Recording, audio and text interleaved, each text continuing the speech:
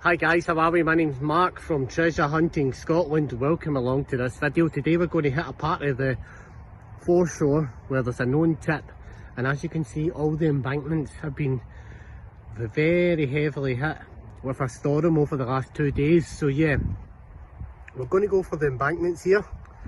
We're going to take a walk along the beach. There is a lot of foreshore corrosion, and we're going to see if the embankments have actually left us anything nice. A lot of the sand's been turned up right back to the bare stones, which I can't show you just now because I don't want to show this location.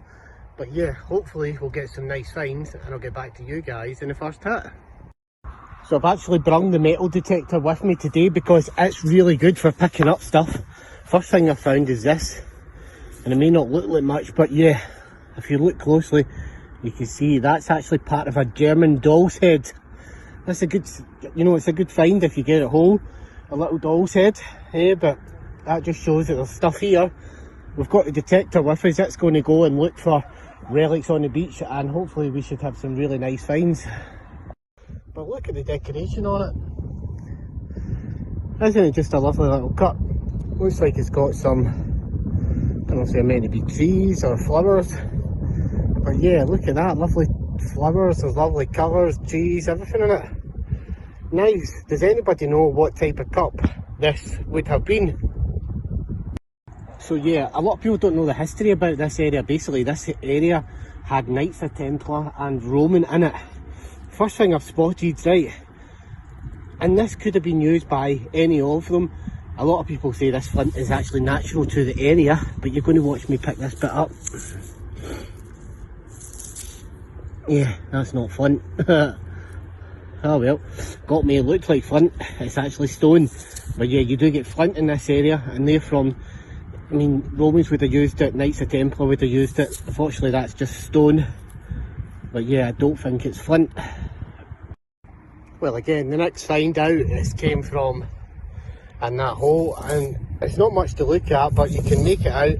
It's part of a harmonica reed. Somebody was playing obviously the harmonica here, maybe back in the 1940s, World War II era. A lot of World War II era in the Blitzkrieg Bank. So yeah, there you go, little relic from probably around about that area. Round about that era. A relic from round about that era. Guys, we're going to play Spot the Mudlarking Find. Can you see it? What caught my eye was this, as I had my headlamp on and it glinted up at me. And I thought, I bet you guys can't even see this, but it's just right here. Check that out. I don't know what that is.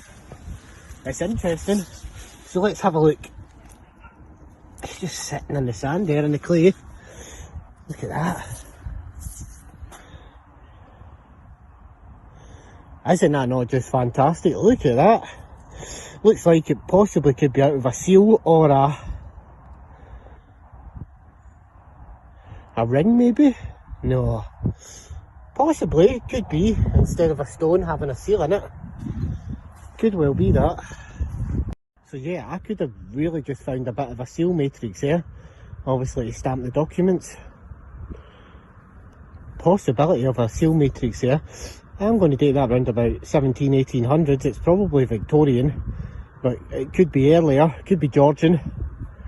Look at that, it's like a horse and rider on it. It's almost like a knight, like I was saying. The Knights of Templar are here, but chances of being a Knights of Templar seal are slim to none. I mean, I've never had anything from the Knights of Templar up this way. Yeah, I'll probably date that around about the 1800s, 1900s. And I think it's out of a seal matrix. And with the stamped documents, probably very important documents for this area. That is a beautiful little find. Hold on, I'll turn the light on and see if I can get you a better kind of view of it. I'm absolutely taken with that. That is stunning.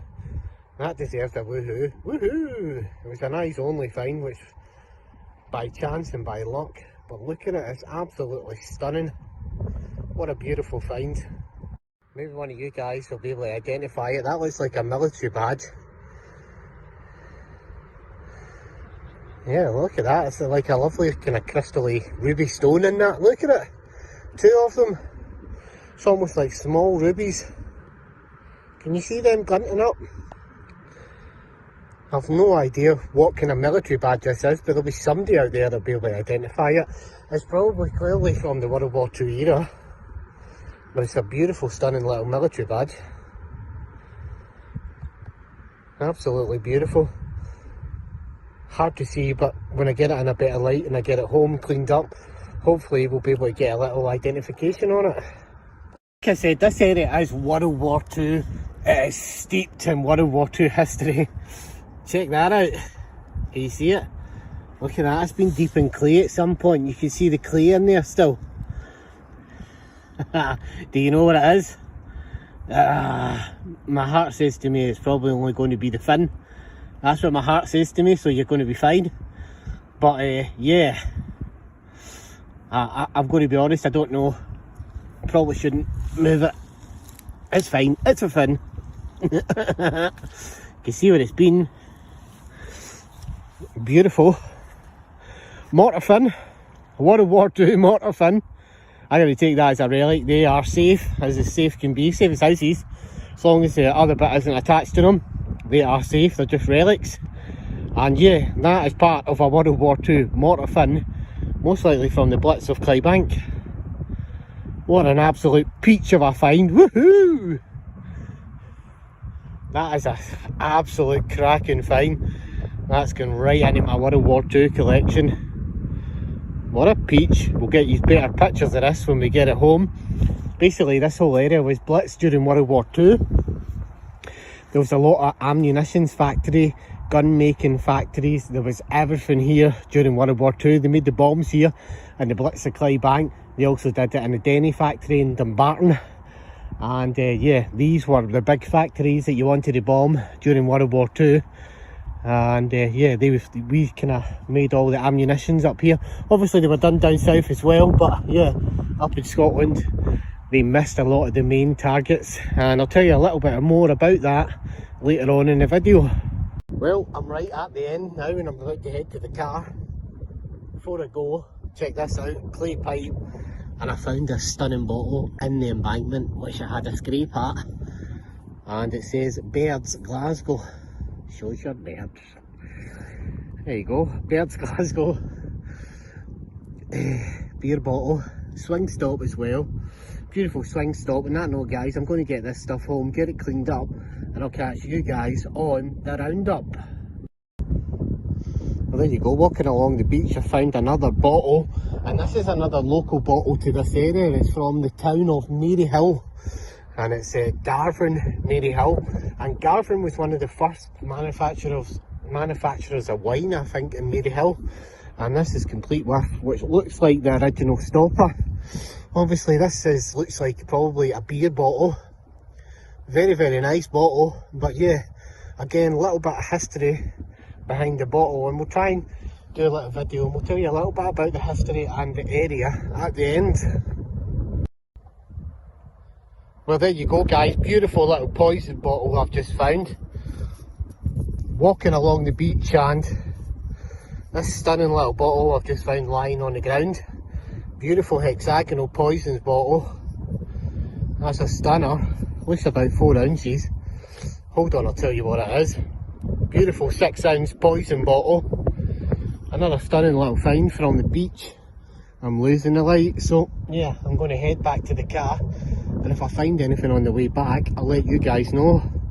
But it's looking like not too many great finds, but we've had a couple. And I'm really, really pleased with them. That has a relation to one of these. And I know what you're thinking, how can that relate to that?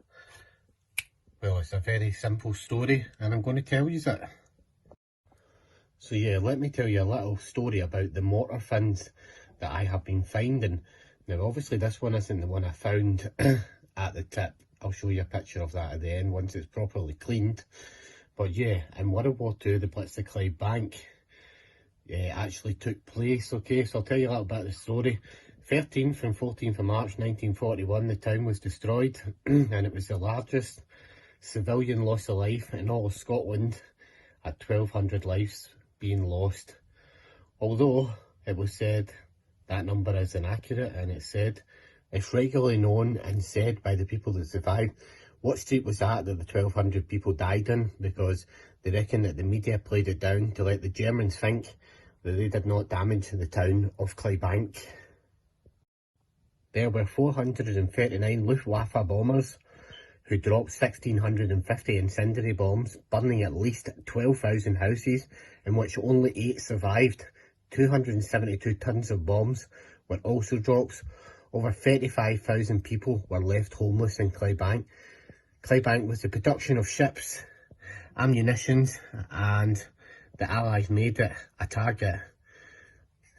You know, that's it. We were basically a sitting duck. They wanted to take out our ammunitions and then we would surrender. Obviously the targets were John Brown's, ROF, Dalmuir and the Singers Corporation, and most of them, even though there was 2 days of bombing, came out unscathed and there wasn't too much damage done to the factories, although they did obliterate the Clydebank town. And that's going to take us on to another story, which is obviously a retaliation attack, and it's to do with this bottle. If you watched the last video, you will see me dig this bottle out here, which is Burger Spittel Wine Estate. Obviously the wine estate had 300 acres in Germany. It is the oldest and largest wine estate in Germany in Würzburg, and has been in operation for over 700 to 800 years, and was started by a man called Johannes von Stern. Between 1270 and 1329, they also created a hospital for the poor and sick and called it the New Spittal Century Citizens Hospital. So as you can see, this winery's been about for nearly 800 years. Unfortunately, in World War II, March the 16th, 1945, the hospital was bombed, and all that remains are the outer walls. The hospital was bombed by the Royal Air Force. They dropped incendiary bombs in a retaliation attack to bombing Germany for bombing the UK and Clydebank. Set fire to much of the historic town, killing almost 5,000 people and obliterating the historic town, and 90% of the town was destroyed by an air raid that just lasted 20 minutes. The city centre, which dated from medieval times right back to the 12th century. Yeah, there you go. The next 20 years the town was rebuilt by women, because they were known as I believe it or not, they were actually known as the Rubber Women, as most of their men were dead or still prisoners of war. What's fascinating about this story is the legend of what happened lives on here, and the legend of what happened lives on here. And obviously in retaliation attacks for bombing the UK bombed Germany. But what's good is this winery has still survived, and I have a little piece of history from the Victorian times, and I'm well chuffed with it. And it's just a little bit of history to show you how Scottish history can interact with German history. Amazing, isn't it? Both found in Scotland, but this actually comes from Germany. And it's just a little tale of two stories on Remembrance Day of what happened. Obviously my granddad was a gunner in the war, and we should never forget the people that fought for our country. And yeah, on that note guys, it's Remembrance Sunday, and don't ever forget the people that fought for this country to give you the rights that you've got, because at any point they could be taken away from you these days. So on that note guys, I'm going to call it a day for this hunt. Good luck, happy hunting, and I'll catch you guys in another video soon.